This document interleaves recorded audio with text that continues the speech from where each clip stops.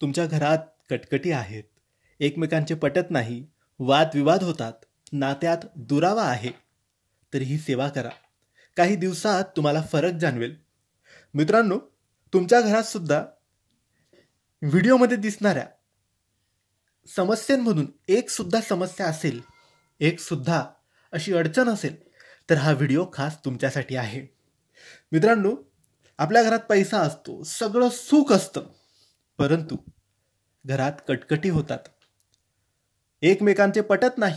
मग ते आई वडील असतील, आई मुलगा असेल, वडील मुलगा असेल, किंवा नवरा बायको असतील, किंवा वादविवाद होत असतील, नात्यात दुरावा असेल, तर आपल्या घरात सुख आणि पैसा असून उपयोग नसतो, कारण परिवार सुखी नसतो.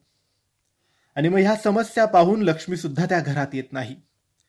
मग त्या घरात सतत कटकटी होत असतात, वादविवाद होत असतात, नात्यात सारखा दुरावा येत असतो. म्हणून हा आजचा व्हिडिओ आहे तुमच्यासाठी.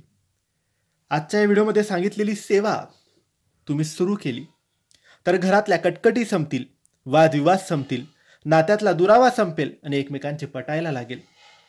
घरात सुख, शांतता, समाधान नांदेल, परिवार सुखी होईल. ही सेवा कोणीही करू शकता, महिला पुरुष एकाने केली तरी लाभ संपूर्ण कुटुंबाला, संपूर्ण परिवाराला होतो. कोणत्याही दिवसापासून तुम्ही ही सेवा सुरू करू शकतात. 1 महिना, 2 महिने, 3 महिने, 6 महिने, तुमच्यावर आहे तुम्हाला ही सेवा किती करायची आहे.